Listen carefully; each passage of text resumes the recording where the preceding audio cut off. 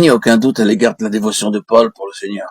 Il savait que dans son cœur, il n'y avait aucune ombre entre lui et le Seigneur. Il n'était pas en révolte contre le Seigneur et n'agissait pas à l'encontre de la volonté connue de Dieu. Tout son être était centré sur le plaisir de son Seigneur avec le désir de lui être agréable. Il savait cela, mais malgré ce qui était dans son cœur, il a dû faire face à bien des choses. Son ministère était discrédité, son nom diffamé, il était suspecté où qu'il aille, se mouvant dans une atmosphère de défiance, d'ostracisme, venant non seulement de la part des gens du monde, mais aussi des chrétiens. Il n'était pas aimé de tous, pas même par les églises qui avaient dû leur existence à son ministère. Non.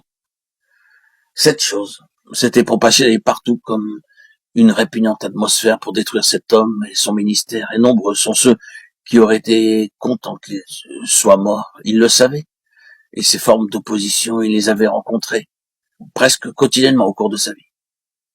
Un chrétien qui rencontre des choses comme celle-là, a besoin d'un point d'ancrage. Quand les choses s'abattent sur vous et que le chagrin vous accable, vous avez besoin d'une solide attache. Votre ancre ne sera pas l'auto-justification, car vous n'irez pas bien loin en adoptant cette attitude. La seule ancre qui tiendra dans tout cela, ce sera l'amour de Dieu pour vous. Vous pouvez encore faire des fautes, car nous sommes toujours enclins à penser que Paul ou que les autres apôtres ne commettaient pas de fautes. J'avais l'habitude de croire, lorsque j'étais plus jeune, que c'était indigne de penser que Paul pouvait s'être trompé, ou que tout autre apôtre pouvait s'être trompé ou faire une erreur. Je pensais que ces hommes devaient être infaillibles. Or, c'est nous qui nous trompons quand nous avons cette attitude. Paul fit des erreurs et se trouva lui-même en difficulté à cause de ses erreurs. Mais il n'est pas resté dans cette situation. Dans toutes ces situations, l'amour de Dieu ne change pas quand je fais des fautes. L'amour de Dieu ne me délaisse pas quand je fais des erreurs. Quand je faillis, que je prends de mauvaises décisions, que je prends de fausses directions, quand je dis peut-être des choses fausses, cela ne rompt pas le câble entre mon âme et l'encre de son amour. Il tient.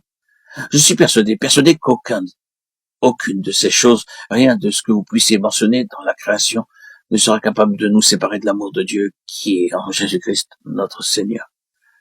C'est ce que Paul vit sur la face de Jésus-Christ.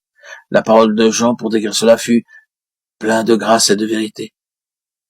Paul, bien sûr, connaissait ce péché horrible, affreux, ignoble, méchant, cruel, cette infidélité de la part d'Israël, cet éloignement de l'intention divine. Et vous savez qu'il y a une section aussitôt après le chapitre 8 des Romains, ou les 2 ou 3 chapitres suivants, qui est l'illustration de son propos. Mais il ne fait aucune restriction par rapport à l'amour divin.